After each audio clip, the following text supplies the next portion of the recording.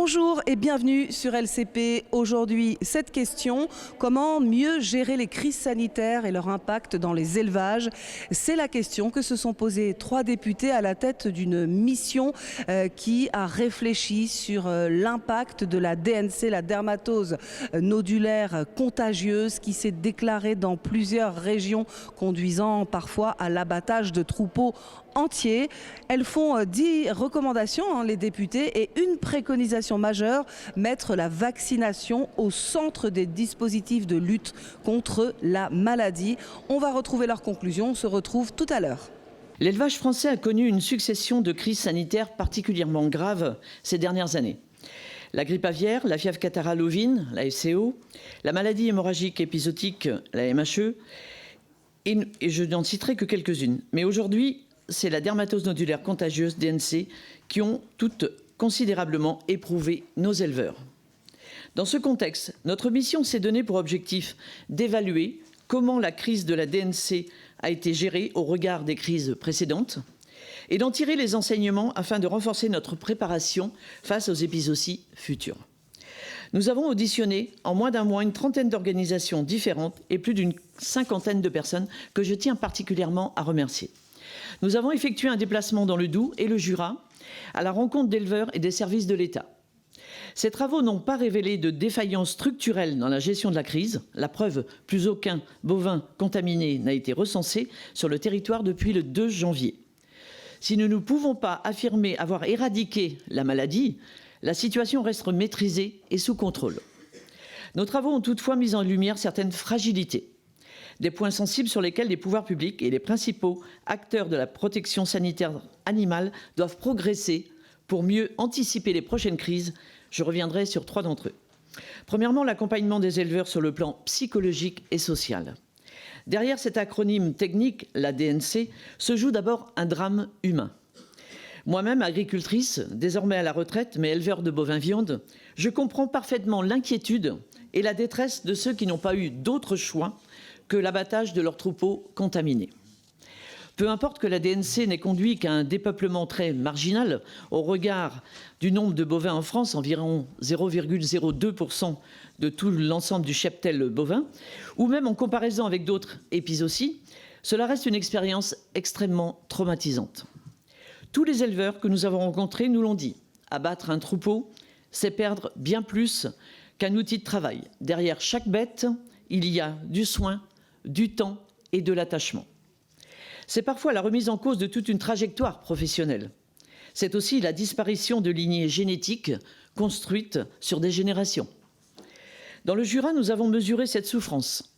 Les éleveurs nous ont parlé de résignation, mais aussi du sens des responsabilités, celui de protéger leurs voisins éleveurs et d'éviter une propagation plus large de la maladie. Face à un tel choc, la manière d'annoncer la décision et la qualité de l'accompagnement sont essentielles.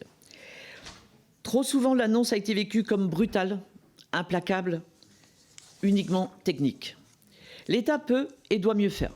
Les agents doivent être préparés et formés à ces situations. L'accompagnement psychologique et social doit devenir systématique et s'inscrire dans la durée. Or, il reste encore inégal selon les territoires et trop souvent tributaire de démarches volontaires. Deuxième axe d'amélioration, le contrôle des moyens de transport d'animaux. Alors que la maladie se transmet par un vecteur, les insectes piqueurs, comme dit l'EFSA, les éleveurs posent une question simple. Pourquoi moi? Pourquoi ici? Pourquoi au fin fond de l'Ariège?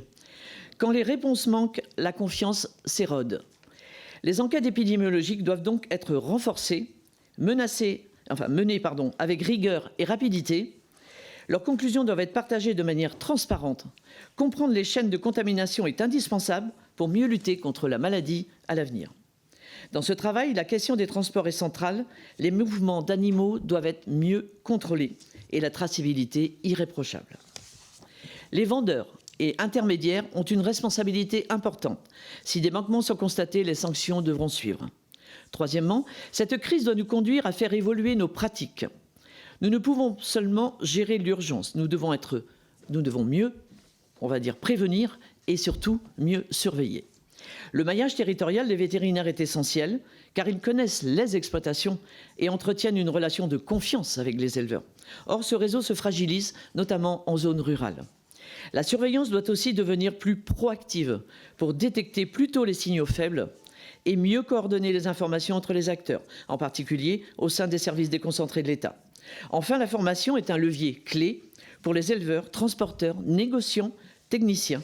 L'hygiène et la biosécurité doivent être pleinement intégrées au quotidien, non pour ajouter des contraintes, mais pour garantir la pérennité de nos élevages.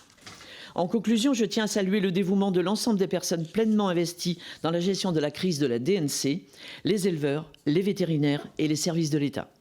Je remercie enfin mes collègues Mme Meunier et Mme Grangier pour la pertinence de leurs interventions tout au long de nos travaux et nos administrateurs de l'Assemblée nationale. Enfin, face au changement climatique et à l'intensification des échanges commerciaux, nous devons continuer à agir collectivement pour anticiper l'émergence de nouvelles maladies animales.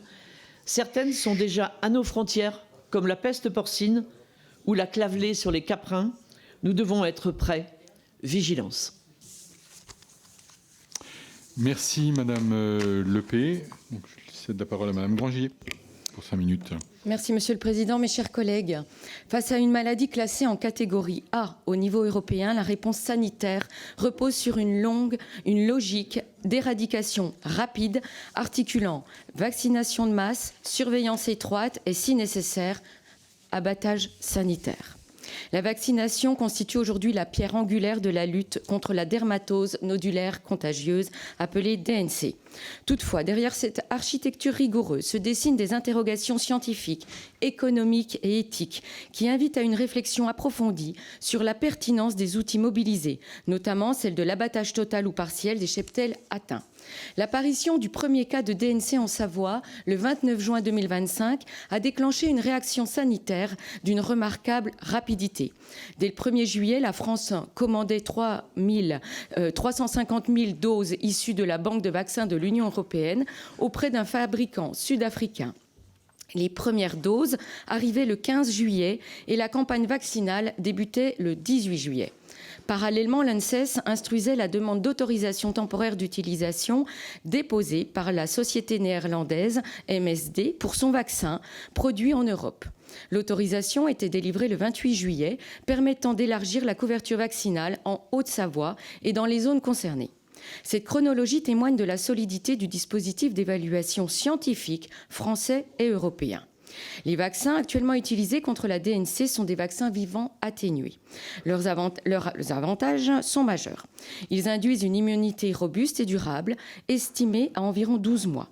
Lorsqu'une couverture vaccinale de 80 à 90% des animaux est atteinte, une immunité collective se met en place, ralentissant significativement la circulation virale. Cependant, cette protection n'est ni immédiate ni absolue. L'immunité effective n'apparaît qu'entre 15 jours et 1 mois après l'injection.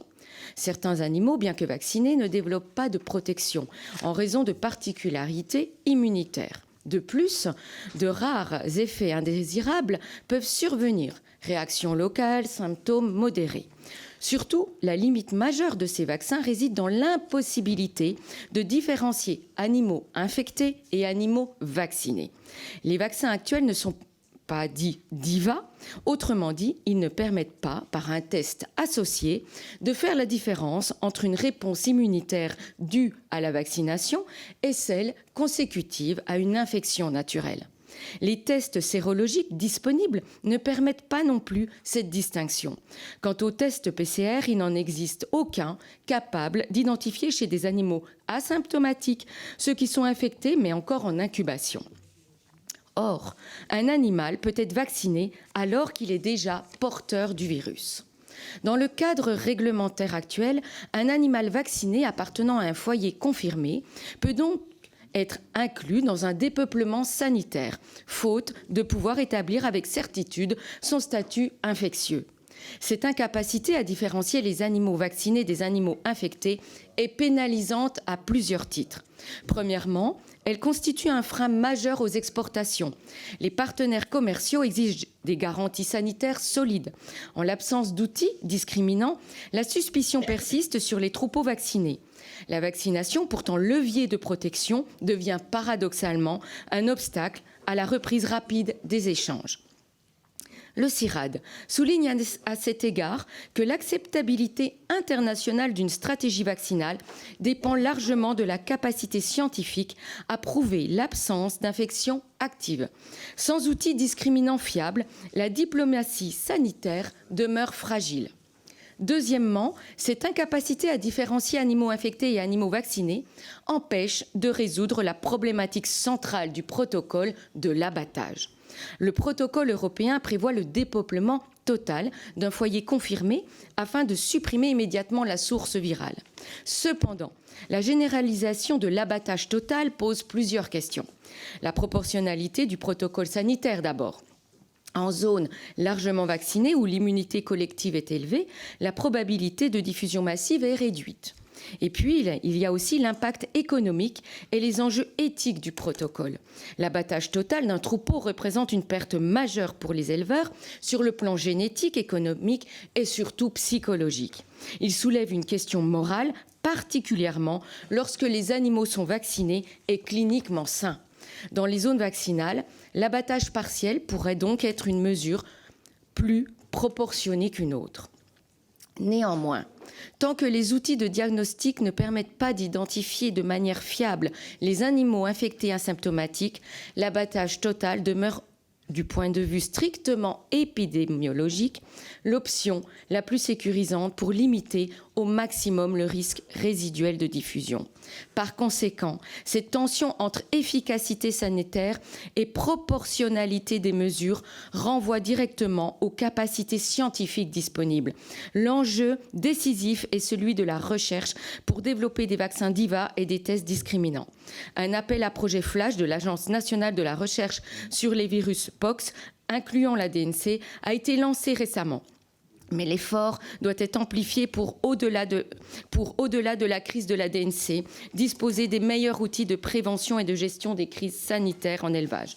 Le manque d'infrastructures nationales en animalerie de haute biosécurité adaptées aux grands animaux interroge la souveraineté scientifique et la sécurité alimentaire.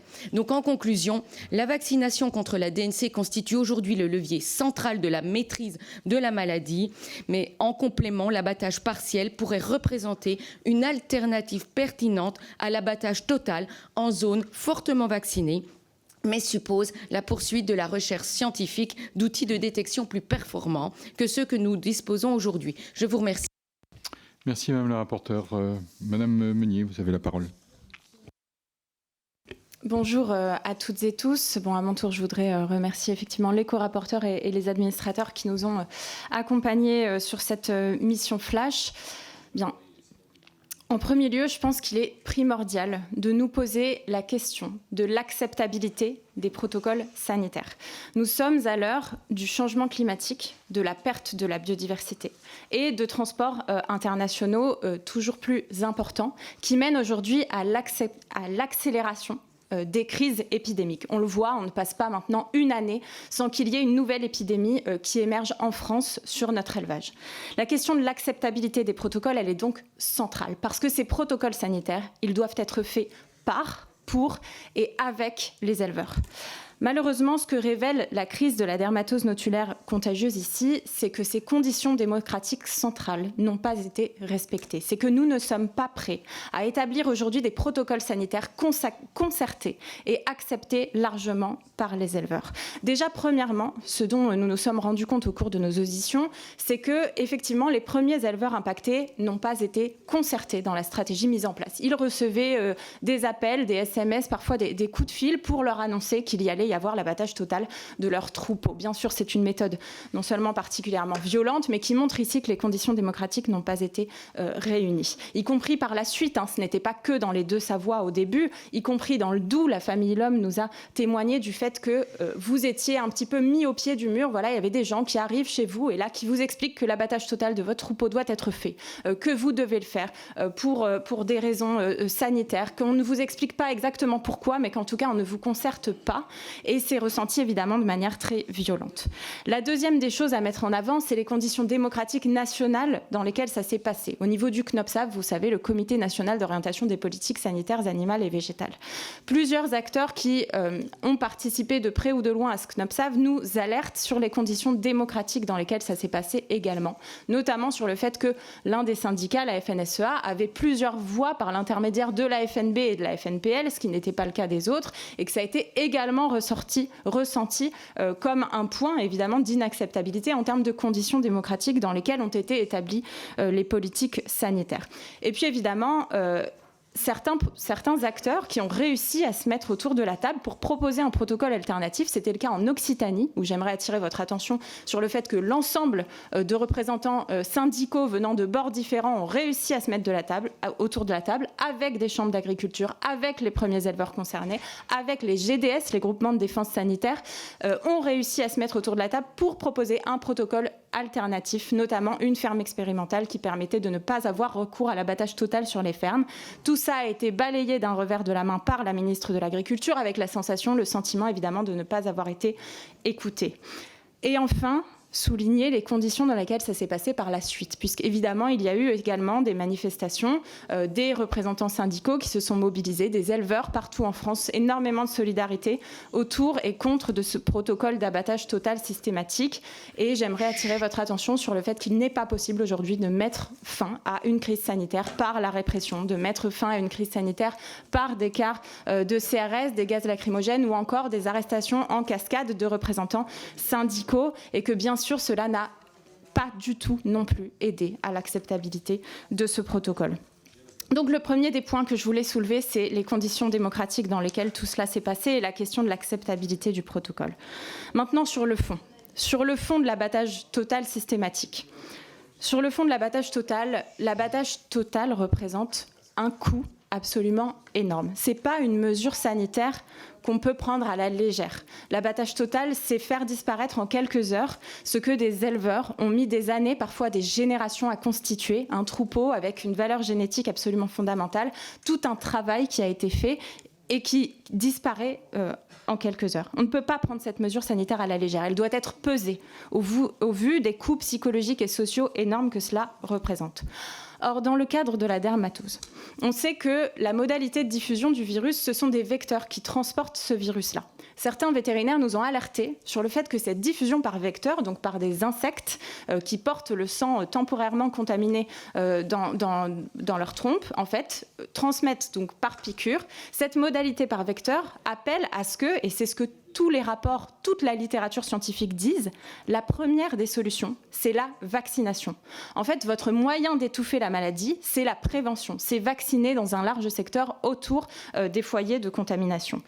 L'EFSA le dit, l'Organisation mondiale de la santé animale le dit, la Fédération des vétérinaires d'Europe le dit. La première des solutions, c'est la vaccination. Et l'abattage total n'est pas obligatoire. Il n'a pas été employé à La Réunion en 92 pour mettre fin à l'épidémie. Il n'a pas été employé au Japon en 2024, qui a réussi à mettre fin à l'épidémie en 2 mois. Il n'est pas employé non plus dans les projections au Balkan de l'EFSA, qui nous montrent que c'est bien la vaccination et non l'abattage total qui étouffe la propagation de la DNC dans les secteurs. Donc pour toutes ces raisons d'acceptabilité du protocole, parce qu'on est sur une maladie qui n'est pas transmissible à l'homme ici, la dermatose nodulaire contagieuse, parce qu'on est sur une maladie qui a d'autres solutions, parce qu'on a un vaccin aujourd'hui qui nous permet de mettre fin à la dermatose autrement, et parce que l'une des mesures centrales, c'est la fin des transports aussi. Et que quand vous mettez un protocole sur la table qui est violent, qui représente de la violence pour ces éleveurs, bien sûr que vous pouvez avoir des réactions en conséquence, de mouvements, de panique. C'est ce qui s'est passé dans les Deux-Savoie au début, parce qu'on vous dit, voilà, il va y avoir ce protocole, il n'est pas concerté, mais il va y avoir de l'abattage total. Bien sûr qu'il peut y avoir des mouvements de panique. Et dans ce cadre-là, vous transportez les animaux et donc les vecteurs avec eux, et donc vous empirez en réalité la situation. L'acceptabilité du protocole est centrale. Quand on peut se passer de l'abattage total, comme c'est le cas ici, il faut le faire. Et donc c'est la mesure et la recommandation phare que je porte aujourd'hui. Merci Madame Meunier, merci Mesdames pour la présentation de conclusion de votre mission Flash. Nous allons passer aux orateurs des groupes. Exceptionnellement, je vais passer la parole en premier à Monsieur David Topiak pour le groupe Liberté Indépendants Outre-mer et Territoires. Il a une réunion du bureau de l'Assemblée nationale, donc auquel la présidente le convoque. Donc il va s'y rendre dès qu'il aura terminé son intervention. Monsieur Topiak, vous avez la parole. Merci Monsieur le Président. Donc, effectivement, réunion du bureau oblige, je vais passer en premier pour une fois. Merci Madame les rapporteurs pour la présentation des conclusions de cette mission Flash qui était attendue. Évidemment que dans le sud-ouest, les propos d'aujourd'hui seront analysés et peut-être qu'un signe d'espoir pour que la stratégie sanitaire évolue et que la gestion de la maladie soit peut-être plus efficace sera dans les perspectives de court terme. Moi, je voudrais revenir sur certains points. Alors, de l'analyse que j'avais déjà faite depuis le mois de novembre-décembre, je voulais évoquer tout d'abord les enjeux économiques. Ce sont eux qui ont un peu présidé à la stratégie vaccinale et la stratégie sanitaire. Préserver le statut indemne de la France a nécessité de la gestion qui a été mise en place de vacciner seulement 50 km autour des foyers en zone réglementée afin de pouvoir préserver la capacité d'export des broutards, notamment vers l'étranger, notamment en Italie et en Espagne. Je rappellerai que parallèlement, Madame Meunier l'a un peu évoqué, si le statut indemne permet de continuer à exporter, la différence au sein même du territoire national entre zones indemnes et zones vaccinales ou zones réglementées nous amène à des blocages de transport d'animaux. J'ai eu sur mon territoire des éleveurs bloqués alors qu'ils devaient arrêter un atelier de vaches laitières et s'en séparer. Donc je pense qu'il faut aussi analyser les enjeux de déplacement, c'est même du territoire national qui est la contrepartie d'un choix de pouvoir continuer à exporter. Voilà, donc, et est-ce qu'il y a des enjeux en termes de filières longues et filières courtes sur l'export et sur les mouvements à l'intérieur d'une même région? Ceci a déterminé effectivement la stratégie vaccinale. On a décidé de vacciner seulement 50 km autour des foyers. Moi, je repose toujours la possibilité d'envisager la généralisation de la vaccination, ce qui va nous amener à devoir, si on vaccinait, de perdre le statut indemne et donc de se dire que faisons-nous sur l'export. Donc il y a les négociations avec les pays, il y a le fait de travailler à l'échelle européenne avec les déclassifications de la maladie. Il y a aussi un autre sujet qu'on n'évoque pas, que vous n'avez pas mis dans votre rapport. Depuis 2024, la filière évoque la nécessité de revoir une stratégie et de relocaliser les filières d'engraissement. Est-ce qu'il ne s'agit pas d'un sujet qui ne sera pas réglé sur du court terme, mais qui est envisagé et d'emboîter le pas à la volonté de la filière de relocaliser l'engraissement, avec évidemment des contraintes supplémentaires qui vont arriver? Comment construire des bâtiments et comment mettre en place des ateliers d'engraissement sur nos territoires qui ont un vrai modèle économique. Et ça, je pense que c'est un sujet important sur du moyen et long terme. Je terminerai avec la stratégie sanitaire qui en découle, puisqu'effectivement, faute de vaccination totale, on a un abattage total qui est réalisé lui aussi. La ministre a demandé au CIRA de mener une analyse de risque en zone d'immunité vaccinale. Je n'ai pas vu non plus trace du rapport de l'EFSA de 2015, qui était repris dans un rapport de l'ANSES de 2017, qui évoque cette possibilité, suite à l'analyse du cas des Balkans, de pouvoir mettre fin à l'abattage total et à faire de l'abattage sélectif quand nous sommes dans une zone vaccinale où l'immunité a été acquise. Quel est votre avis sur ce sujet? Merci. Merci, Monsieur Topiak. Qui souhaite répondre? Madame Grangier, allez-y. Merci, Monsieur Topiak. Moi, je répondrai sur la fracture territoriale. Ce dont vous parliez, effectivement, on entend du fait de zones vaccinales qu'il existe finalement une différence entre les éleveurs qui ont des animaux vaccinés et ceux qui finalement sont en zone indemne. Et c'est une grande peur chez les éleveurs d'être considérés d'une façon différente de leurs collègues. Et on observe malheureusement une fracture entre le sud qui a été ultra vacciné et le nord qui l'est pas du tout, qui est resté indemne. Donc effectivement, c'était une de leurs craintes. Et pour ça, une des solutions est que l'État français, eh bien, effectivement, revoit les négociations, revoit les accords bilatéraux avec nos pays voisins pour les exportations. En complément, oui.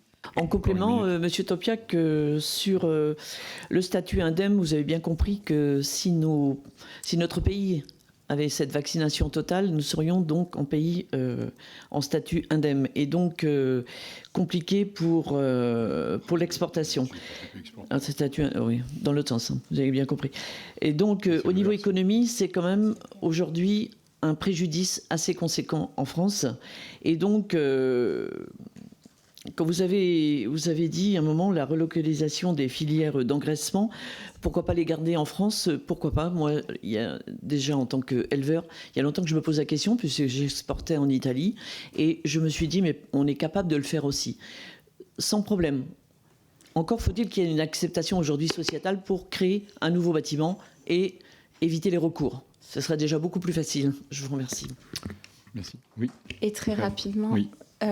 Oui, effectivement. Donc, bien sûr, il y a des impacts. Il y a des impacts sur la filière laitière, sur la filière allaitante. Il y a aussi des impacts sur la génétique du fait de la vaccination. Et c'est l'un des points centraux du blocage. C'est à la fois la Fédération des vétérinaires d'Europe nous dit c'est la vaccination qui va nous permettre largement, quelles que soient les épidémies souvent, d'endiguer la maladie. Et en même temps, aujourd'hui, au niveau de l'Europe, la vaccination est très impactante sur les exports, quand bien même, parfois, on aurait des vaccins qui permettraient de tracer la maladie. Donc, il y a un véritable enjeu diplomatique. Il est au niveau de l'Union européenne et c'est ce qu'on appelle aujourd'hui la ministre de l'Agriculture à faire en premier lieu sur ces sujets-là, c'est d'aller mener des négociations au niveau de l'Union européenne pour que la vaccination soit moins impactante. Ça sert à la France aujourd'hui sur la dermatose, ça servira à l'ensemble des pays de l'UE demain quand on sera largement concerné par ces épidémies, ce qui est déjà le cas. On doit pouvoir engager la vaccination, bien sûr avoir des mesures sanitaires de suivi, mais que les exports ne soient pas impactés.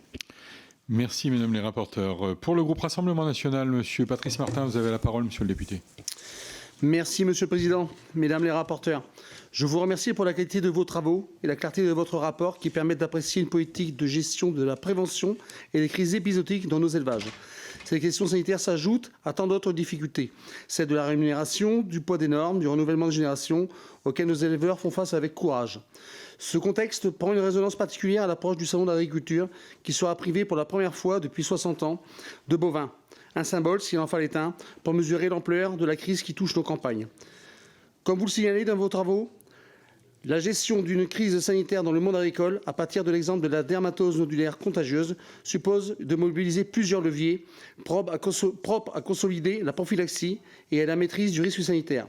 La concertation avec les éleveurs en amont, autour d'un cadre d'action conçu pour garantir l'acceptabilité sociale et l'efficacité opérationnelle, apparaît indispensable si on veut construire une stratégie crédible de lutte contre la DNC, ainsi que la restriction et sécurisation des mouvements d'animaux, la traçabilité renforcée au point de passage stratégique et les moyens budgétaires accrus pour mieux prévenir et anticiper, et à l'organisation territorialisée permettant la mobilisation rapide des professionnels compétents, au premier rang desquels les vétérinaires. Le cœur de votre rapport et l'axe majeur de l'analyse de cette crise à travers la DNC tient au processus vaccinal et à sa place de l'arsenal de lutte. De ce fait, mettons en évidence une gestion inadaptée, rigidité administrative, décisions perçues comme déconnectées des réalités du terrain et recours à l'abattage total comme réponse prioritaire, alors que les textes européens et les avis scientifiques disponibles, notamment l'EFSA, ouvrent des possibilités plus souples. Mais aussi des défaillances opérationnelles, une anticipation insuffisante pour disposer de doses à temps, une dépendance à des vaccins fondés sur la souche Netling et déficit de capacité de production sur notre sol qui pose frontalement la question de notre souveraineté sanitaire animale. Mesdames les rapporteurs, face à l'impasse économique, sanitaire et opérationnelle au choix de la méthode vaccinale du gouvernement, quel est l'état d'avancement des travaux sur d'autres vaccins ou sur des solutions vaccinales alternatives susceptibles de sécuriser davantage la gestion des crises? Quelles conditions concrètes permettent d'accélérer leur développement et leur disponibilité pour tendre vers une gestion plus sereine et plus efficace? Comment, selon vous, envisager au ministère de l'Agriculture une anticipation plus robuste des crises à venir afin de rendre possible une réponse proportionnée et mieux acceptée pour les éleveurs autour d'un abattage ciblé plutôt que systématique? Je vous remercie. Merci, monsieur le député. Madame le rapporteur qui souhaite répondre. Madame Lepay. Merci, monsieur Martin. Je voulais revenir sur la façon dont on a éradiqué la maladie en France. Je dirais en un mois, quand même, avec l'effet combiné d'un abattage total parfois et une vaccination, en un mois et demi, nous avons quand même éradiqué la DNC. Alors, c'est vrai que le délai est encore court. Nous sommes à un mois depuis début janvier pour le dernier cas, mais aujourd'hui ça tient, c'est contrôlé. Donc ça veut dire que cet effet combiné, abattage et vaccination, ont quand même porté leurs fruits. Merci. Merci pour votre question. En réalité, effectivement, ce qu'on a pu constater, c'est qu'il existait un véritable problème avec ce vaccin qui avait été proposé. Ce qu'il faut savoir quand même, c'est qu'il existe une cellule de veille sanitaire au niveau mondial, au niveau européen et au niveau national, constituée de l'ANSES, constituée de chercheurs de l'INRAE et du CIRAD, qui étudie toutes les maladies qui sont susceptibles de venir atteindre la métropole française. Et par rapport à cette cellule de veille, eh bien, il y a effectivement des indications de création de vaccins, de la recherche qui est investie. Ce qu'on a démontré, nous, dans notre rapport, c'est que malheureusement, on manquait réellement de moyens dans la recherche et que aujourd'hui, comme l'a dit Manon Meunier tout à l'heure, avec les effets des changements climatiques, avec les effets de mouvement de population, on va être de plus en plus en risque de contamination et il faut investir réellement dans la recherche de vaccins et dans la recherche de tout court, de tout ça. En 1992, quand la DNC a explosé à La Réunion, on savait produire des vaccins en France contre la dermatose. Il y avait les laboratoires Mérieux qui savaient produire en France des vaccins contre la dermatose. Ce n'est plus le cas aujourd'hui. Donc ça veut dire évidemment qu'on a perdu sur notre capacité sanitaire en France. On a désindustrialisé, on a arrêté d'investir dans la recherche scientifique alors que les crises épidémiques malheureusement s'accélèrent. On voit ce qui se passe dans ce cadre-là avec la FCO8. La FCO8 explose dans plusieurs pays en Europe. C'est l'Espagne qui produit les vaccins, seulement l'Espagne. On se retrouve à devoir distribuer des vaccins aux plus offrants. On se retrouve à faire la course avec d'autres pays et à devoir sortir un chèque plus important pour pouvoir avoir les vaccins en premier. Donc l'une des recommandations centrales, évidemment, c'est de réindustrialiser la production de vaccins en France et d'investir davantage dans la recherche pour être autonome sur nos vaccins. Merci Madame la rapporteure. Pour le groupe Ensemble pour la République, Madame Danielle Brulbois, vous avez la parole, Madame la députée. Merci, Monsieur le Président. Mesdames les rapporteurs, je tiens tout d'abord à vous féliciter pour la qualité de vos travaux, très utiles, tant la récente épidémie de dermatose nodulaire contagieuse a été une épreuve d'une grande violence. Cette crise a mis à rude épreuve la résilience des éleveurs et leur confiance dans nos institutions. Pourtant, la stratégie choisie par la ministre de l'Agriculture était la bonne et le temps lui a donné raison. 99,86% du cheptel a été préservé. La propagation de la maladie a été limitée et éradiquée grâce à la mobilisation des chambres d'agriculture, des vétérinaires, des groupements de défense sanitaire, des services de l'État, mais aussi par le sens de l'intérêt général et la discipline des éleveurs dans l'application du protocole. Je tiens à saluer cet effort collectif dans nos campagnes du Jura, qui démontre une fois de plus la force de notre tissu rural face aux coups durs. Il faut souligner le soutien de l'État qui n'a laissé aucun éleveur seul face à la maladie. Les abattages et les pertes d'activité économique ont été rapidement indemnisés. Un nouveau fonds d'urgence vient d'être débloqué pour les élevages fragilisés par les contraintes sanitaires. Et en Bourgogne-Franche-Comté, c'est 4,7 millions d'euros par exemple, et tout le Jura est concerné. L'espoir et la confiance se sont revenus, les troupeaux se reconstituent, nos éleveurs font preuve d'une passion pour leur métier et d'un courage admirable. Cette crise aura permis aussi de tirer des enseignements que vous avez identifiés. D'abord, une meilleure concertation en amont avec les éleveurs sur les protocoles d'abattage brutaux qui ont suscité un sentiment d'injustice, d'incompréhension et parfois de colère. Comme vous le soulignez, une stratégie sanitaire ne peut être efficace que si elle est acceptée et comprise par ceux qui la subissent. Il est donc essentiel d'associer davantage les agriculteurs à l'élaboration des protocoles et aussi d'assurer une meilleure transparence et une meilleure information sur les avis scientifiques et les retours d'expérience. La vaccination, levier indispensable pour contenir la DNC, doit rester au cœur de notre stratégie. Il faut absolument que la vaccination de masse prise en charge par l'État puisse avoir lieu dans les zones concernées et avant les déplacements d'animaux à la sortie de l'hiver et dès maintenant. Cette crise nous rappelle aussi l'importance d'investir dans la recherche appliquée, la réindustrialisation de la production vaccinale et la constitution de stocks stratégiques. Il est crucial de développer les vaccins DIVA qui permettent la différenciation entre les animaux vaccinés et les animaux infectés pour réduire les impacts économiques. Au niveau européen, il faudra que le cadre réglementaire soit revu, car la vaccination est un frein aux échanges. Et surtout, n'oublions pas les impacts psychologiques de cette crise. Au-delà de la perte financière, le dépeuplement du troupeau est un drame humain, la perte d'un patrimoine souvent construit sur des générations. C'est pourquoi il est urgent de systématiser un accompagnement social et psychologique immédiat des éleveurs dans l'épreuve. Avec notre président Stéphane Travert et les membres de notre commission, nous serons au rendez-vous pour faire avancer ces mesures afin que nos éleveurs, nos territoires et nos filières soient mieux armés face aux défis de demain. Merci Madame la députée, Mesdames les rapporteurs. Madame Lepé, allez-y.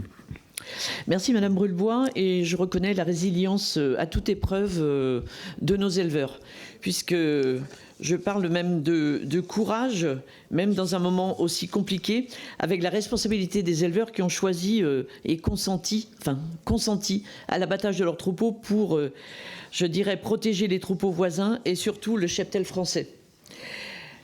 Une attitude aussi qui a conduit à dépeupler 3518 bovins. Je voudrais rappeler quand même le chiffre, 3518 bovins, c'est 0,02% de l'ensemble de la production française. Mais en tout cas, ça a permis d'éradiquer la maladie en quelques mois.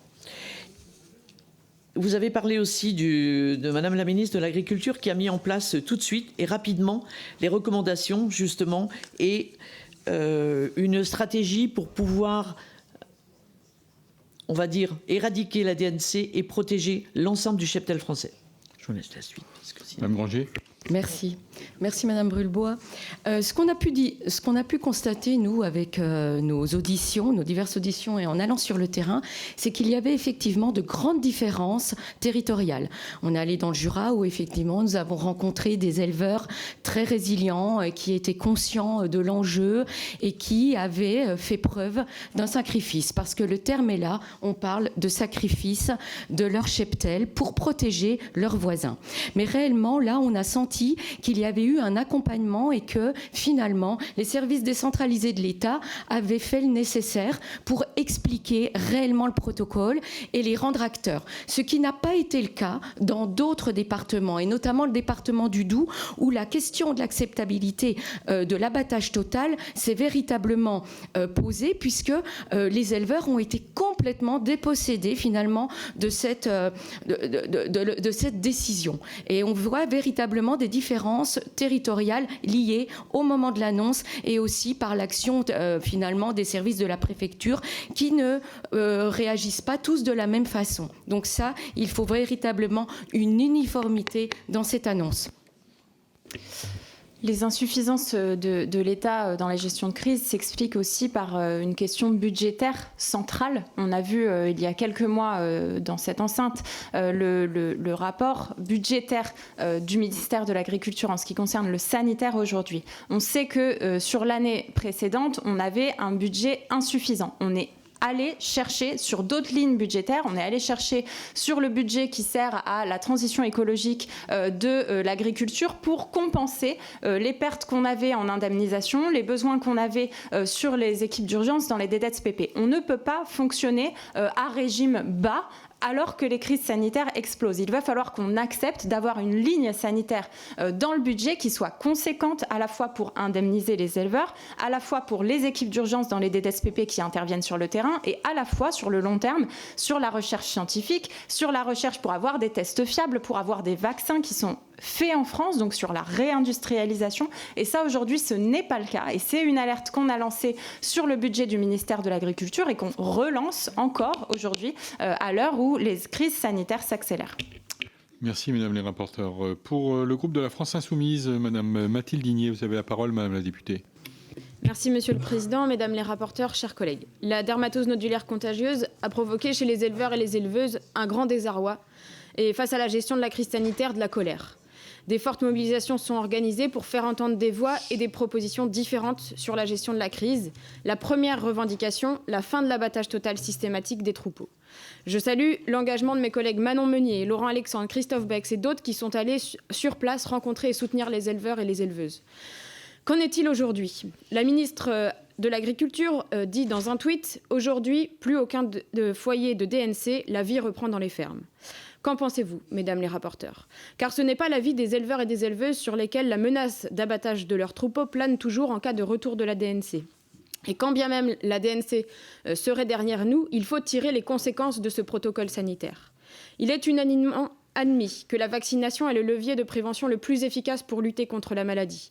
L'Organisation mondiale de la santé animale, l'Autorité européenne de sécurité des aliments, la Fédération des vétérinaires d'Europe, l'Académie vétérinaire de France, tous s'accordent à dire que l'abattage total n'est pas nécessaire dès lors qu'une large vaccination est appliquée. L'Organisation mondiale de la santé animale mentionne que lorsque la vaccination est appliquée uniformément, l'abattage total et l'abattage partiel aboutissent à une probabilité similaire d'éradication de la maladie. La Fédération des vétérinaires d'Europe souligne l'urgence d'éviter l'abattage quand cela est possible afin d'éviter les conséquences désastreuses que cela engendre sur la production alimentaire, sur le bien-être des animaux, l'économie agricole et la santé mentale des éleveurs et des vétérinaires. Et je rappelle que certains vétérinaires ont été sanctionnés pour s'être opposés au protocole sanitaire imposé par l'État. Toutes les sources scientifiques convergent et les éleveurs et éleveuses réclament la fin de l'abattage total. Et pourtant, Madame la rapporteure Granger, vous ne demandez pas la sortie de l'abattage total dans le rapport. Pourquoi ? Dans le rapport, votre position se limite à un espace test à condition d'être en capacité de distinguer les animaux asymptomatiques infectés par des animaux vaccinés, chose qui n'est pour le moment pas possible. Dois-je en déduire que le Rassemblement national ne s'oppose pas à l'abattage total ? DNC, influenza aviaire, FCO, autant de crises sanitaires qui ont touché les élevages français. Pourtant, encore aujourd'hui, nous parlons une énième fois de la nécessité d'anticiper et de revoir la gestion des crises sanitaires. Car au-delà du risque d'une reprise de la DNC, d'autres épizooties sont aux frontières de notre pays, comme la peste porcine. Il y a donc urgence à planifier dès maintenant des protocoles sanitaires basés sur la recherche scientifique, en concertation avec les éleveurs et les éleveuses. Je vous remercie. Oui, allez-y, Mme Granger. Merci. Personne ne vous accuse de quoi que ce soit, hein, rassurez-vous. Allez-y. Merci pour votre propos, qui est très intéressant, effectivement. Et comme vous me posez la question, je vais vous répondre. La DNC, c'est une maladie extrêmement contagieuse. C'est une maladie qui n'avait pas touché le continent européen depuis plusieurs années. Et donc, le protocole européen consiste effectivement à une éradication totale de la maladie sur le territoire où elle apparaît. L'abattage total est véritablement le point central, douloureux, de ce protocole. Et ce qui m'a engagée dans cette mission flash, dans ces auditions, c'était de savoir s'il existait une alternative possible à l'abattage total. Et oui, il en existe une, bien sûr. Il existe donc une alternative à l'abattage total sous condition. Dans les zones vaccinées, où la vaccination a été, dans les zones vaccinales, où la vaccination a été massive, et la vaccination massive de plus de 60 jours. Pourquoi ? Parce que le vaccin met 21 jours pour être efficace, que la maladie met 28 jours à se déclarer. On fait 21 plus 28, ça ne fait pas 60, mais les chercheurs disent on va attendre 60 jours pour être sûr que les animaux ne sont pas malades. Et la deuxième condition, pour moi, à l'abattage total, c'est vraiment la question du vaccin. Dès que le CIRAD aura créé et trouvé un vaccin d'IVA qui sera possible justement de différencier un animal malade d'un animal vacciné, effectivement, là, la question de l'abattage total ne se posera plus. Pas d'autre. Madame Meunier. Oui, merci. Bon, effectivement, je pense qu'il faut appeler aujourd'hui Madame la ministre de l'Agriculture à de l'humilité quand elle dit effectivement, comme une victoire, que nous n'avons plus aucun cas de la dermatose en France aujourd'hui. Je le souhaite, sincèrement, je le souhaite. Pour être allée plusieurs fois sur plusieurs fermes touchées par la dermatose, je vous assure que je vous souhaite qu'on soit sorti, je nous souhaite qu'on soit sorti de cette épidémie. Malheureusement, On l'a dit, cette maladie, elle est transmise par vecteur. Il peut y avoir une résurgence au printemps, parce qu'au printemps, les populations de vecteurs et d'insectes vont repartir. Et avec eux, la possibilité que la DNC se diffuse à nouveau plus rapidement et donc qu'il y ait de nouveaux cas qui apparaissent. Donc il nous faut beaucoup d'humilité, surtout quand dans les Deux-Savoies, au début, quand ça a commencé, le gouvernement nous annonçait, vous inquiétez pas, en quelques semaines avec l'abattage total, ce sera terminé. Bon, on est 7 mois plus tard, il y avait toujours de nouveaux cas. Donc il nous faut de l'humilité dans cette gestion de crise sanitaire. Et dire également, dans ce cadre-là, et je terminerai là-dessus, qu'il ne nous faut pas, encore une fois, négliger le fait d'élargir la vaccination aujourd'hui. Et là, je porterai les paroles d'éleveurs en ce sens, et notamment le président de chambre du Gers, M. Candelon, qui nous a dit, parce que lui a subi la crise de la grippe aviaire, il nous a dit pour la grippe aviaire, on a demandé pendant plusieurs années l'élargissement de la vaccination. Le gouvernement balayait cette demande d'un revers de la main, jusqu'à ce qu'il se rende à l'évidence. Plusieurs années après, il n'y avait pas d'autre solution que l'élargissement de la vaccination. Et malheureusement, c'est ce que j'ai peur que nous traversions pour la dermatose, c'est de nous rendre compte trop tard qu'il aurait fallu prévenir, élargir la vaccination pour que nous n'ayons plus de nouveaux cas sur le territoire. Madame Lepay, très rapidement. Hein. Oui, j'entends votre colère et votre désarroi, puisque vous êtes issu du milieu agricole aussi. Et pour cette gestion de crise, je voudrais quand même qu'on fasse une attention particulière au transport d'animaux. Madame Meunier vient de dire grippe aviaire, etc. Pour avoir vu les effets de la grippe aviaire dans certains départements qui ont été éradiqués, je veux dire, avec abattage total des populations de volailles.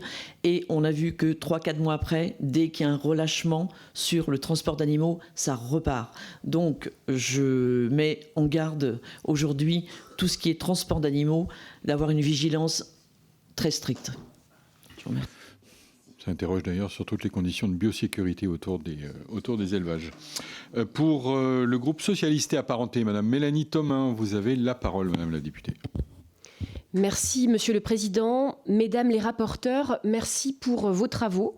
Votre travail permet de revenir sur la gestion de la crise de la dermatose nodulaire contagieuse qu'ont subi les éleveurs bovins au mois de décembre et les réponses apportées par le gouvernement. Cette crise a illustré parfaitement ce qu'un manque de préparation et de discernement pouvait entraîner.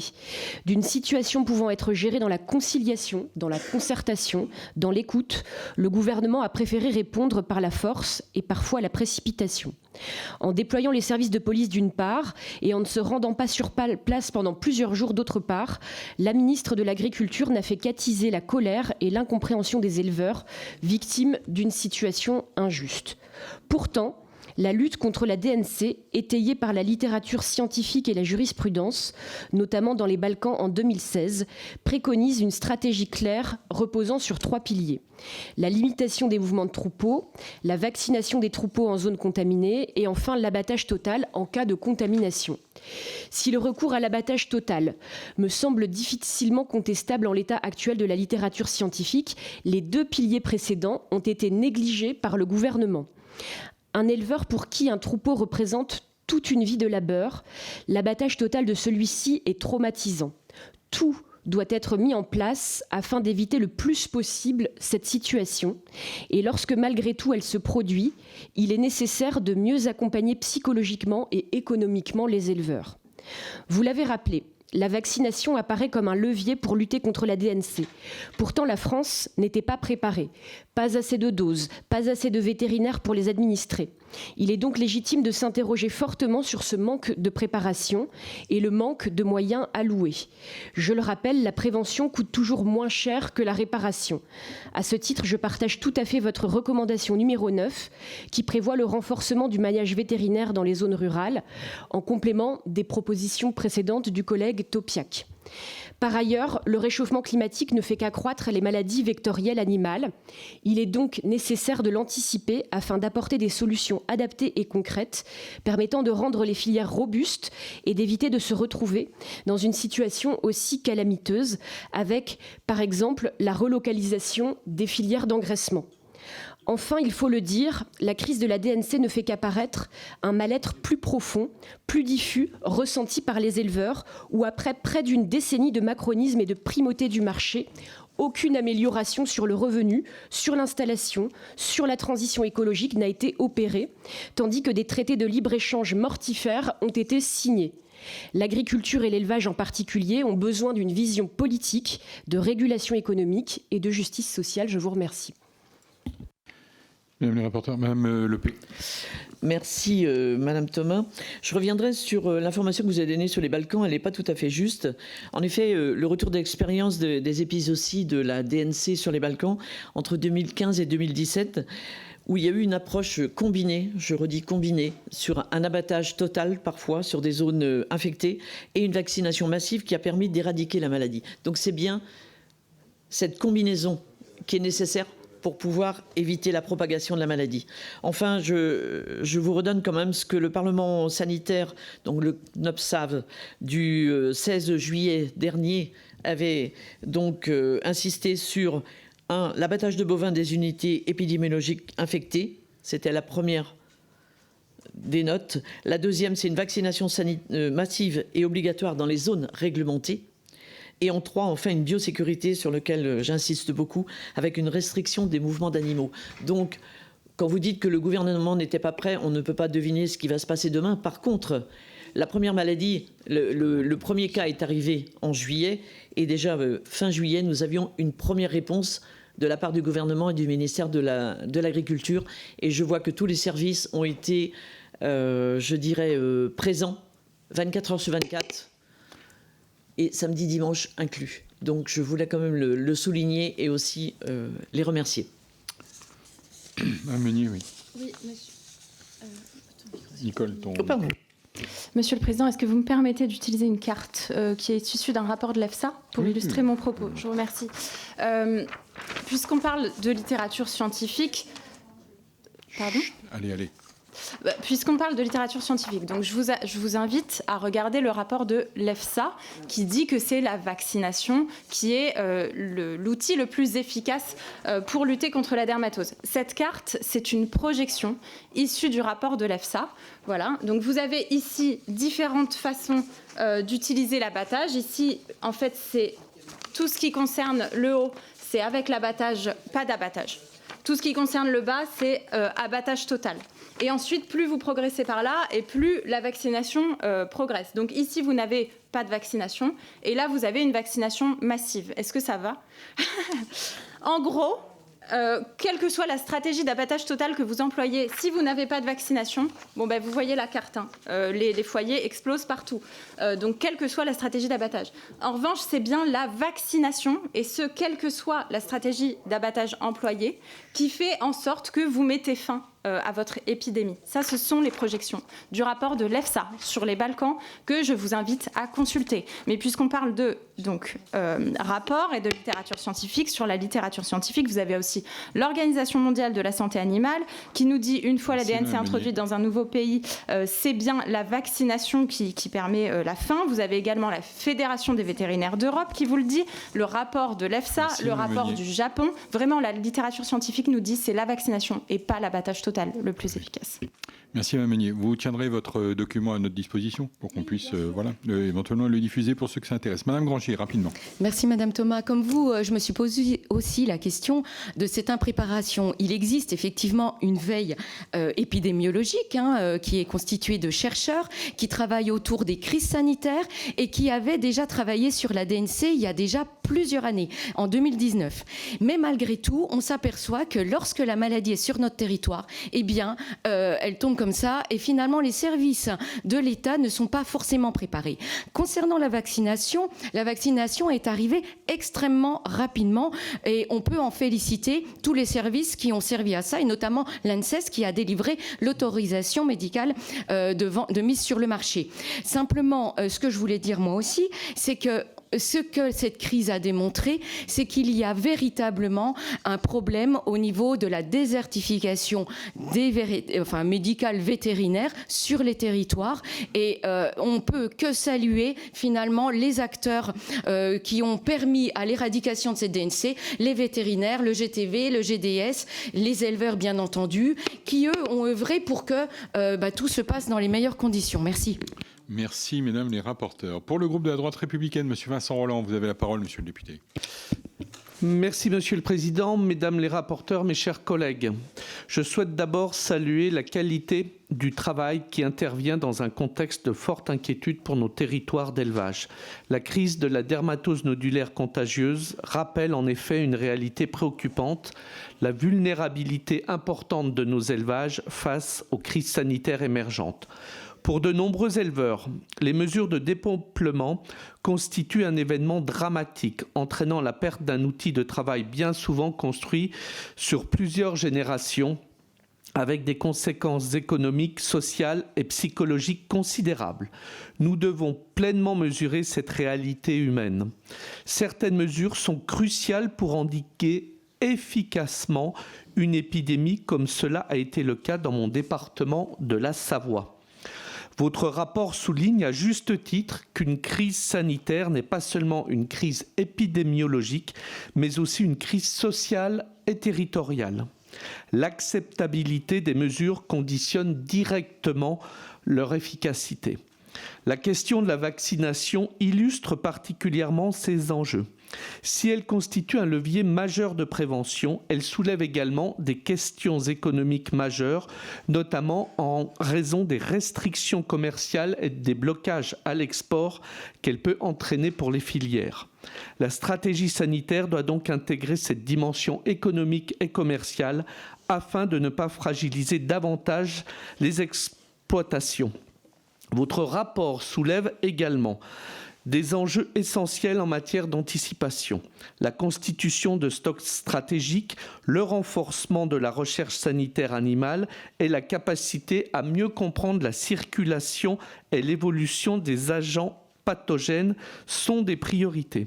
À cet égard, il est nécessaire de renforcer concrètement la recherche agricole et sanitaire afin d'anticiper l'émergence de nouveaux variants et d'améliorer nos capacités de diagnostic et de prévention. Par ailleurs, la maîtrise des mouvements d'animaux et l'amélioration de la traçabilité des bestiaux constituent, comme vous le soulignez, des leviers déterminants pour comprendre et limiter la propagation des maladies. Le renforcement des outils de suivi et des dispositifs de contrôle apparaît aujourd'hui indispensable pour une gestion plus efficace des crises sanitaires. Cette crise doit nous servir de leçon afin de renforcer nos mécanismes de prévention et d'action en cas de détection, afin de protéger notre agriculture souveraine et d'excellence en France et à l'export.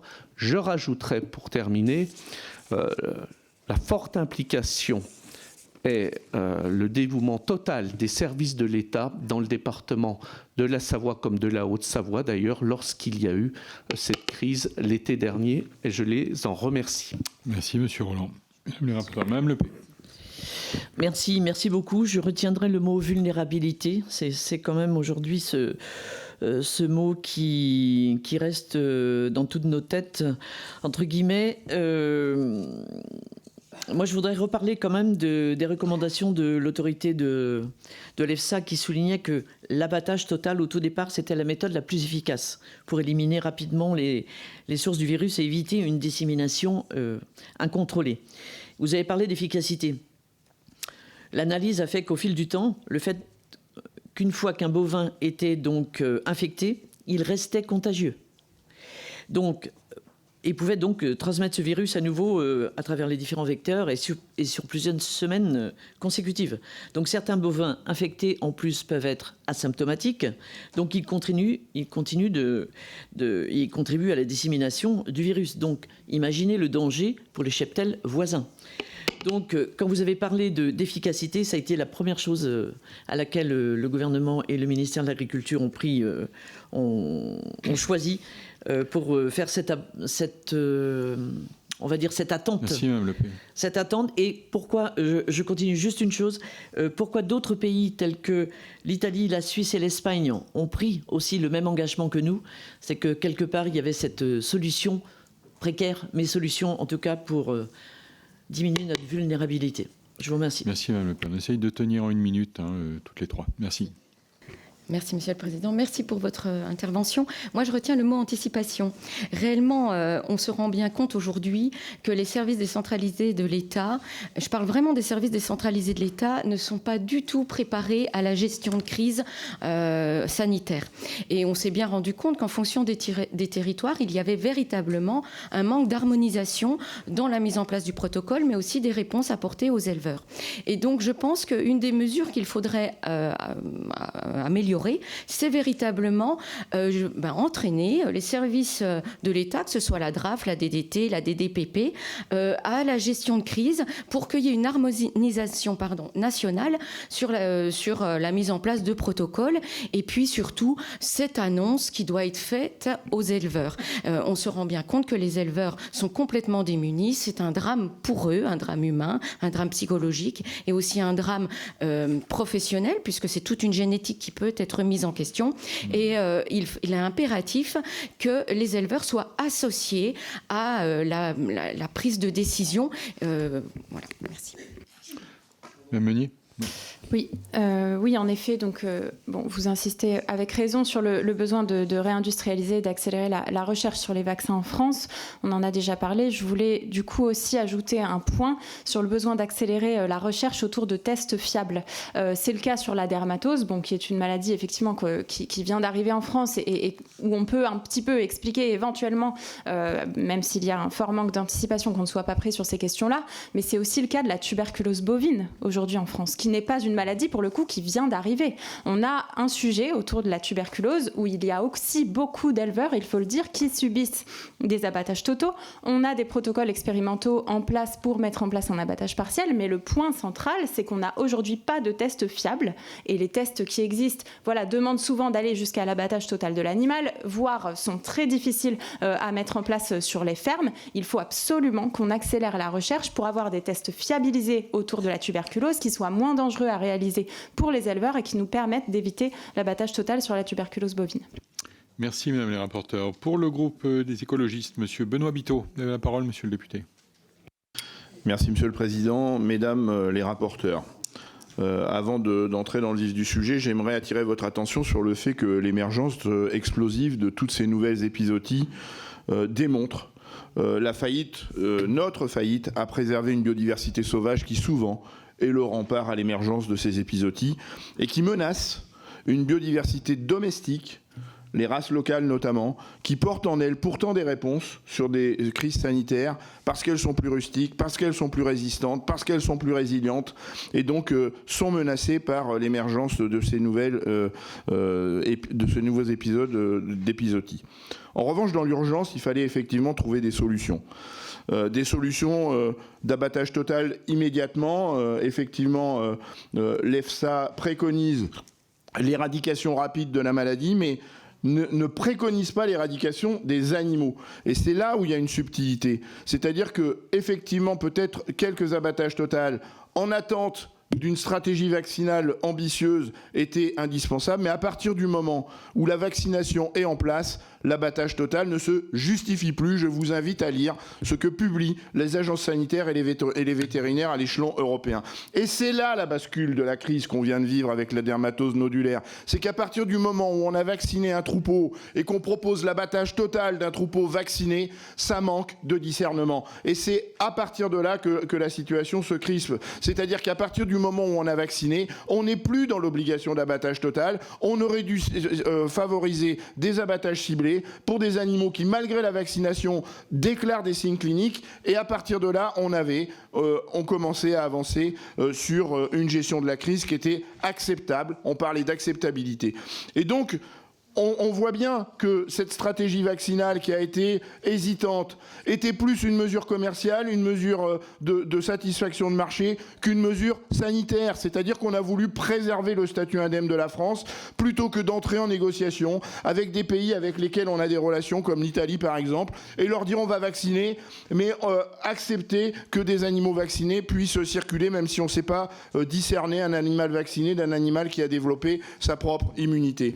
Et donc, on devrait être extrêmement vigilants parce que la DNC est un indicateur, une alerte qui doit nous sensibiliser sur les autres épizooties qui avancent. On a parlé de tuberculose bovine, on peut parler de brucellose, on peut parler de FCO, on peut parler de grippe aviaire, on peut parler de salmonellose. Est-ce que toutes ces épizooties qui vont se présenter vont exiger des abattages totaux? Est-ce que vous mesurez, si on est sur une stratégie d'abattage total, le carnage qu'on va proposer avec ce genre de stratégie? Et donc, je pense qu'il faut qu'on soit vigilant, continuer d'être vigilant sur le transport, sur les modalités d'élevage, éviter de créer des élevages où c'est des véritables bouillons de culture, et penser à préserver les races locales qui portent en elles, je pense, un véritable espoir de solution.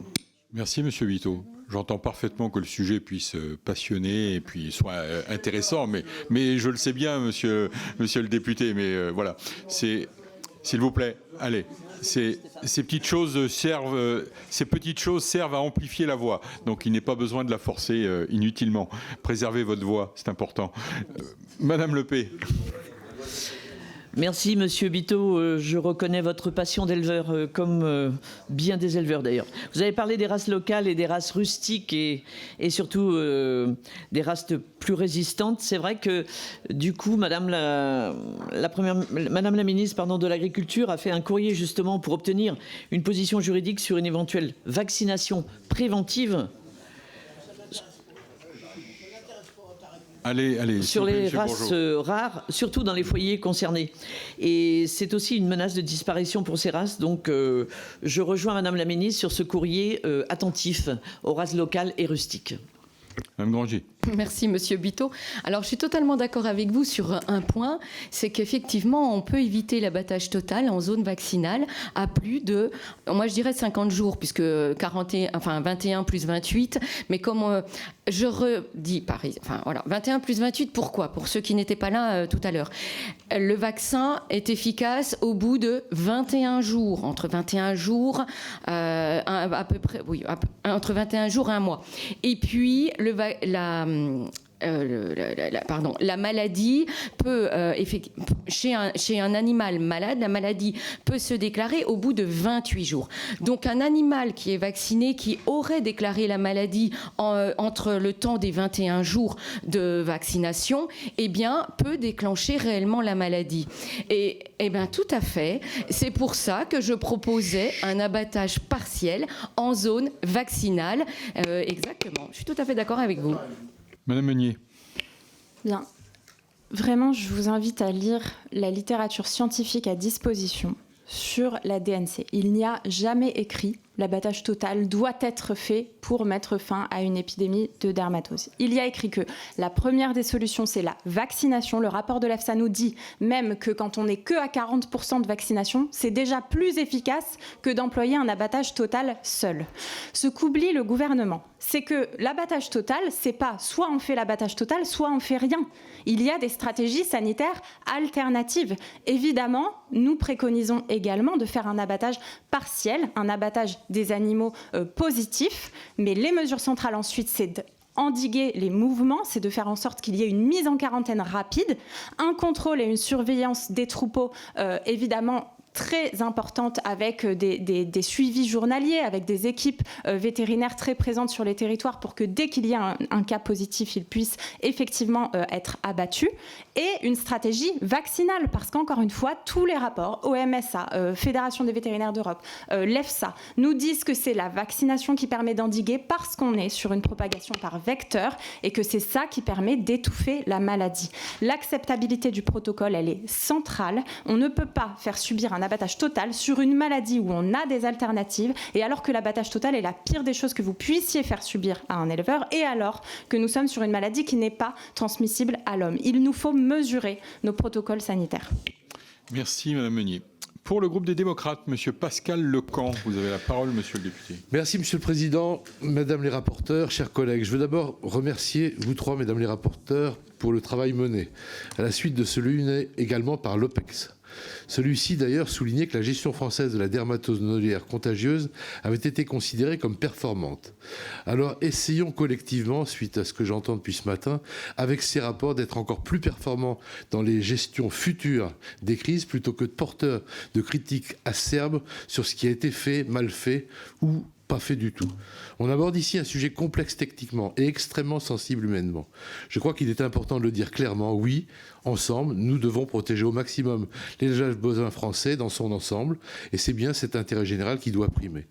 Il ne faut jamais sous-estimer la tragédie humaine que représente l'abattage total d'un troupeau, et ça a été rappelé par les rapporteurs, chacun avec ses mots, chacun avec ses sentiments, mais ça on partage. C'est une épreuve psychologique, une violence symbolique, parce qu'elle anéantit parfois des décennies de travail sur la génétique. C'est un événement d'une grande tristesse et nous avons tous été touchés par les témoignages d'éleveurs dans nos circonscriptions respectives. Et c'est précisément pour cela que la première recommandation du rapport paraît essentielle, l'acceptabilité. Les crises sanitaires ne sont pas seulement des crises épidémiologiques, ce sont aussi des crises sociales et territoriales. En Suisse, il y a aujourd'hui une défiance du politique, parfois même de la science, qui s'installe de plus en plus souvent dans le débat public, et pas seulement agricole.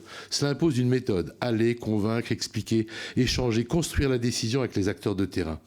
Parce que si les éleveurs n'adhèrent pas aux mesures, alors les mesures ne fonctionnent pas. Notamment sur un point central, ça a été rappelé plusieurs fois, le respect des restrictions de mouvement, les transports. Enfin, je veux souligner l'importance du volet européen. Avec la recommandation de négocier au niveau de l'Union européenne, ces facilités d'exportation en anticipant une stratégie fondée sur une vaccination élargie. C'est crucial, la vaccination est un levier sanitaire central, mais elle ne doit pas devenir une pénalisation économique pour les éleveurs.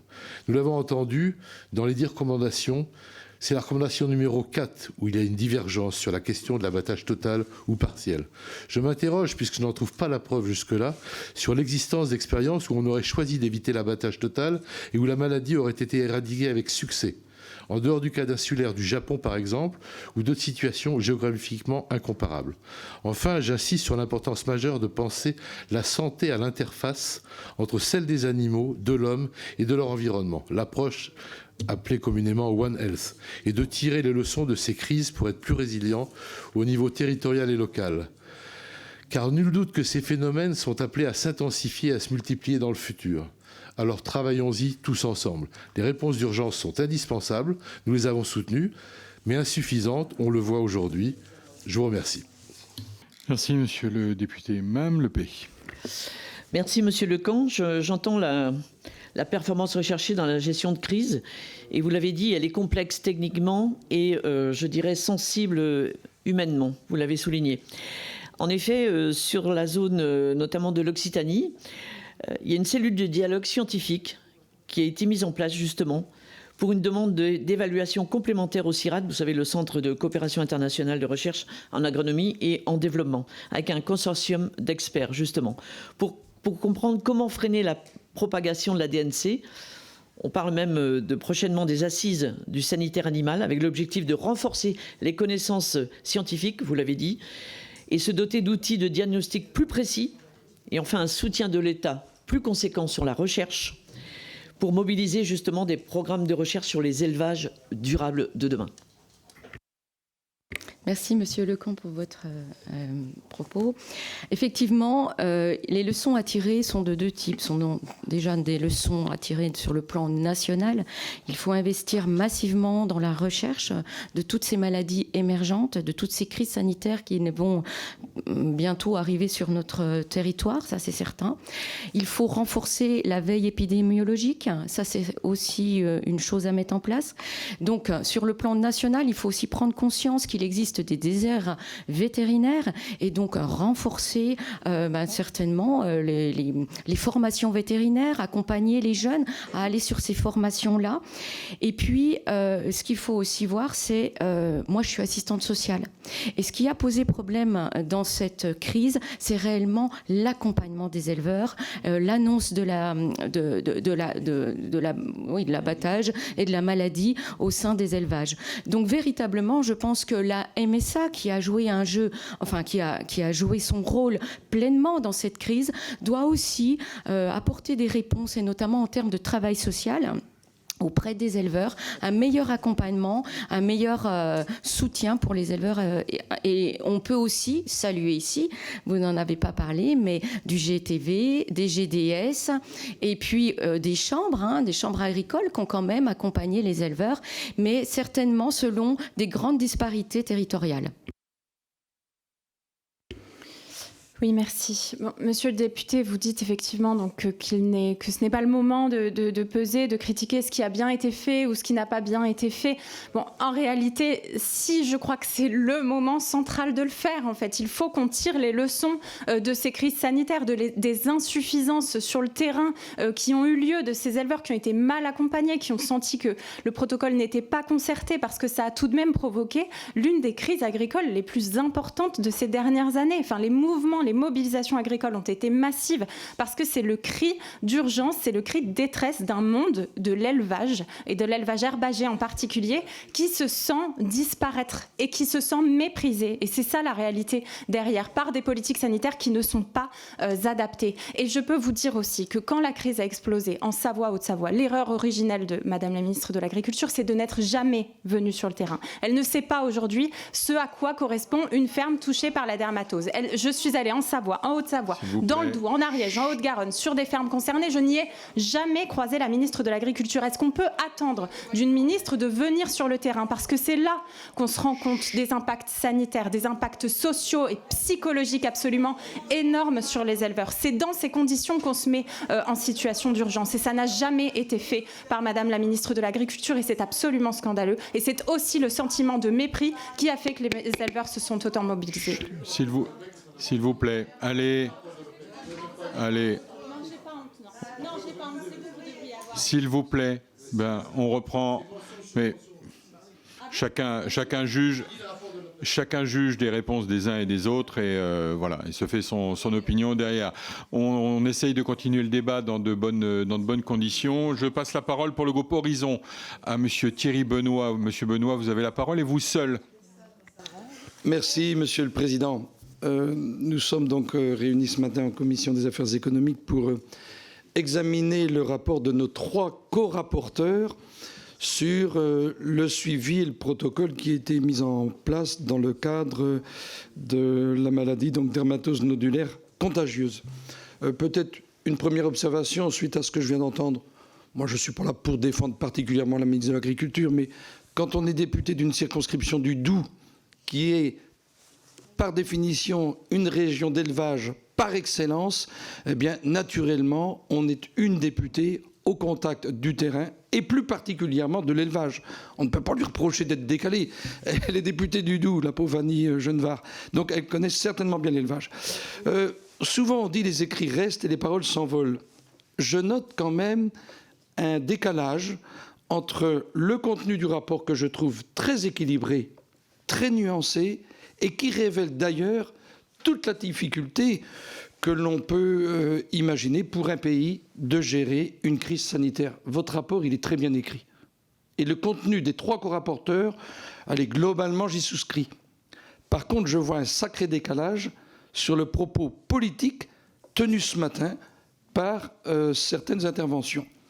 Moi, Monsieur le Président, Stéphane Travert, je vous remercie d'avoir fait venir le 18 décembre Madame Maude Fépou, directrice générale de l'alimentation, ingénieur des ponts, des eaux et des forêts, et Monsieur Olivier Debert, qui est docteur vétérinaire.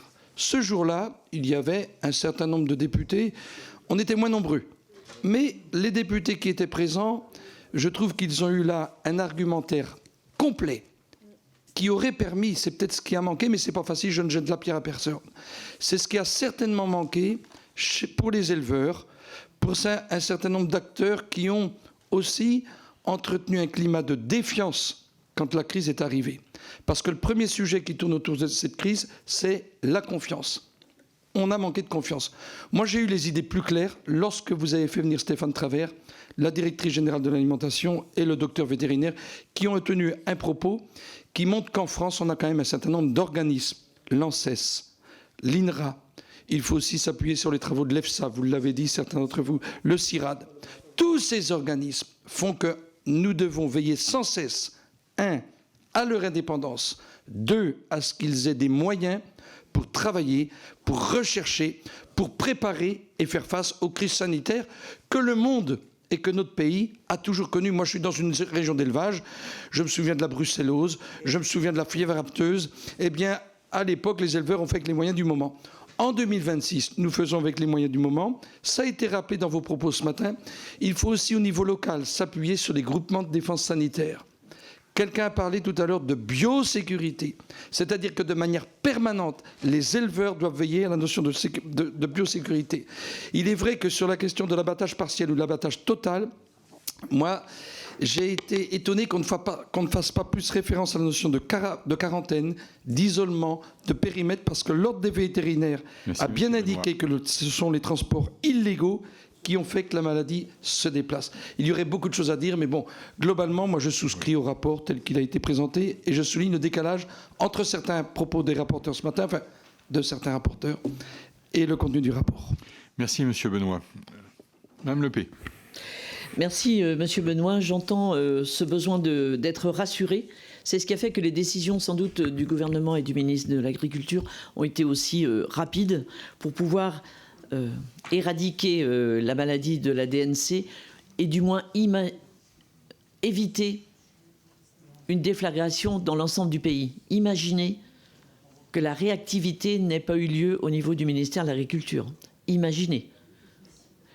Donc je pense que le gouvernement et le ministère de l'Agriculture ont rapidement, entre le 9 juin et le 16 juillet, quand même pris conscience tout de suite, pendant que nous étions certains en vacances, ont pris conscience de l'urgence sanitaire. Et je voudrais qu'on reprenne cette confiance qui a sans doute au départ ébranlé certains, ce manque de confiance en tout cas. Mais les vétérinaires ont fait un travail peut-être de proximité qu'on avait un peu oublié, je dirais. Qu'on avait un peu oublié. Et quelque part, c'est eux qui sont plus proches des élevages, c'est eux qui connaissent non seulement le cheptel, mais aussi la façon de gérer le cheptel. Et je dirais que l'association des deux a permis d'éradiquer plus rapidement la maladie. Je vous remercie. Madame Grangy. Merci.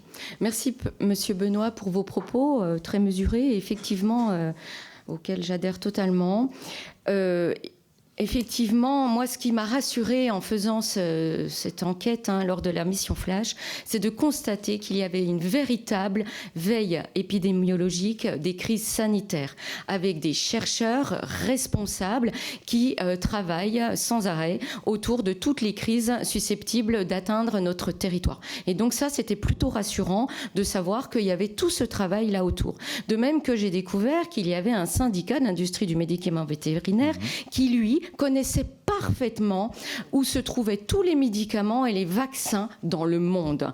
Et ça m'a rassurée parce qu'effectivement, pour chaque maladie, il existe des vaccins en cours d'habilitation où des chercheurs travaillent sur les maladies qui vont atteindre le territoire. Donc ça, c'est plutôt rassurant. Et puis, finalement, moi, ce que j'ai entendu des vétérinaires et des chercheurs, c'est qu'il manquait en France des centres d'expérimentation en animalerie spécialisés dans les bovins. Et pourquoi pas utiliser des fermes atteintes de DNC qui auraient été vaccinées ou pas, mais plutôt qu'auraient été vaccinées, pour moi c'est plus logique, pour les utiliser comme des fermes test. Merci Mme Granger. Mme Meunier. Monsieur le député, ce que dit ce rapport, c'est qu'on n'est pas prêt, au fond. On n'est pas prêt, et c'est ce que la dermatose nous a permis de constater. On n'est pas prêt en France pour affronter toutes les crises sanitaires qui vont arriver. On n'est pas prêt sur les protocoles parce qu'on a des problèmes de concertation territoriale et c'est la crise qui a été sollicitée. On n'est pas prêt parce qu'on a des insuffisances sur les gestions de crise dans le terrain, parce qu'on n'investit plus, parce qu'on a désindustrialisé sur les vaccins, parce qu'on n'a pas suffisamment d'agents dans les services de DDESPP, parce qu'on a des services psychologiques défaillants. Il y a des agriculteurs qui ont attendu des semaines et qui parfois n'ont toujours pas aujourd'hui de suivi psychologique sérieux alors qu'ils ont subi l'abattage total. On n'est pas prêt. Et sur la recherche, on n'a pas avancé. Alors, je ne sais pas où est la discordance entre le discours que je peux avoir aujourd'hui et un rapport où c'est dit très factuellement que nous ne sommes pas prêts, mais c'est bien là le point central. Nous allons avoir besoin d'investir massivement dans les crises sanitaires qui arrivent sur tous les plans et sur la concertation avec le monde de l'élevage, avec les éleveurs, qui doivent être impliqués dans ces crises sanitaires. Merci, mesdames les rapporteurs. Pour le groupe de la gauche démocrate et républicaine, monsieur Julien Brugerolles, vous avez la parole, monsieur le député. Merci, Monsieur le Président. Bon, je voulais moi aussi remercier nos 3 co-rapporteurs pour le travail qui a été présenté.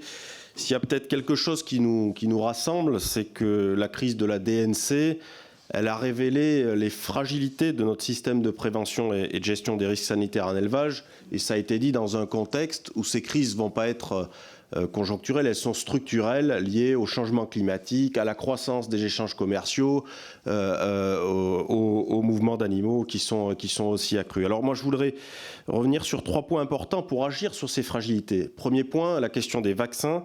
Le rapport est assez clair, la littérature scientifique le semble aussi. La vaccination constitue aujourd'hui le levier le plus efficace pour contenir la propagation des maladies animales au sens large. Je ne centre pas d'ailleurs sur la DNC particulièrement. Pourtant, la France dépend largement de stocks étrangers et de commandes d'urgence pour sécuriser ces doses de vaccins. Ça pose une question fondamentale de souveraineté sanitaire. J'avais d'ailleurs posé la question lors de l'audition de la directrice de la DGAL sur les fragilités que ça pouvait engendrer de ne pas avoir de capacité de production de vaccins nationale. Je n'avais pas été convaincu par sa réponse parce qu'elle avait dit que ça ne posait pas de difficultés particulières. Donc j'aurais aimé vous entendre à nouveau sur cette question centrale de la création de capacités nationales de production de vaccins en lien avec votre rapport. Le deuxième point que je voulais soulever, c'est la question de la construction d'un véritable pôle public de la santé vétérinaire. Votre rapport souligne la fragilité du maillage vétérinaire rural et la mobilisation en mode dégradé lors de la crise. Sans vétérinaires, pas de détection précoce, pas de vaccination rapide, pas d'accompagnement des éleveurs. Ça, on est tous d'accord. Et est-ce qu'il ne faut pas, selon vous, structurer un véritable pôle public de la santé vétérinaire capable d'organiser tous les échelons de la chaîne, prévention, recherche, surveillance sanitaire, intervention en cas de crise, en lien avec les labos publics et les services de l'État. Et puis, dernier point, peut-être celui où j'insisterai le plus, c'est la question des outils de gestion de crise et des outils financiers. Votre recommandation numéro 6 du rapport revient sur la gestion budgétaire au coup par coup des crises sanitaires avec l'insuffisance chronique des moyens des actions des 2 programmes budgétaires sollicités. On voit bien à chaque crise que ces plans d'urgence sur plans d'urgence, qui sont décidés et financés d'ailleurs par des redéploiements de crédits, sans vision de long terme. Vous proposez notamment de créer une provision pour crise sanitaire dans le PLF, mais ne pensez-vous pas que la gestion des risques sanitaires dans leur globalité, élevage et haute production, doit passer par un pilotage financier de long terme et non pas être abondé au coup par coup, pilotage de long terme qui pourrait être l'apanage d'un fonds national. Alors on a un embryon de ce fonds, vous n'en avez pas parlé d'ailleurs, c'est ce qu'on appelle le Fonds national de mutualisation du risque sanitaire et environnemental, le FMSE, avec un principe de financement, cotisation et fonds publics de l'État. Pour moi, c'est un levier à creuser, à approfondir, parce qu'on ne peut pas écarter la profession elle-même et les agriculteurs de la gestion de la crise. Donc j'aurais voulu vous entendre sur ce point-là. Merci. Qui commence, Madame Granger. Merci, monsieur, pour vos propos. Moi, je vais juste vous répondre par rapport aux questions des vétérinaires. On se rend bien compte aujourd'hui que c'est un métier en tension sur certains territoires.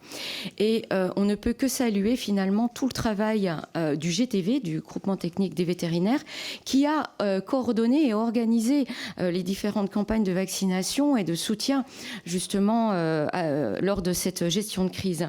Ce qu'il faut quand même savoir, c'est qu'effectivement, on manquait de vétérinaires pour vacciner. Au départ, ils ont quand même vacciné 350 000 bovins. Donc c'est énorme. Et donc les vétérinaires ont dû abandonner tout leur travail de proximité, de chiens et de chats, pour aller vacciner. Et ce qu'il faut savoir, c'est que le GTV, donc du coup, a sollicité les vétérinaires de l'armée, les vétérinaires des pompiers et les élèves des écoles vétérinaires pour venir en soutien à cette vaccination. Donc véritablement, il y a eu la création d'un réseau pour pouvoir soutenir les vétérinaires des territoires. Madame Lepé. Je vous remercie pour la notion de fragilité. C'est bien là le problème face aux risques sanitaires. Moi, je voulais saluer aussi l'engagement quand même des vétérinaires. Nous avons vu aussi l'engagement de l'armée, des sapeurs-pompiers, des étudiants. Et là, moi-même, j'ai paniqué en tant qu'éleveur. Je me suis dit, là, la maladie prend le pas, donc nous devons pouvoir faire face rapidement. Donc la vaccination a été mise en place et les cheptels vraiment infectés ont dû être dépeuplés. Donc c'est bien d'une fragilité, c'est vrai. Et quand vous avez parlé tout à l'heure de la provision budgétaire, je pense que nous sommes dans le siècle des insectes. Donc nous sommes sans doute amenés à rencontrer d'autres types de maladies. Et nous aurions besoin de cette provision budgétaire face à d'éventuelles épidémies pour le budget 2026. Madame Meunier. Oui, je le redis, quand la dermatose a touché la Réunion en 1992, la France était en capacité de produire des vaccins sur le sol national. Ce n'est plus le cas aujourd'hui.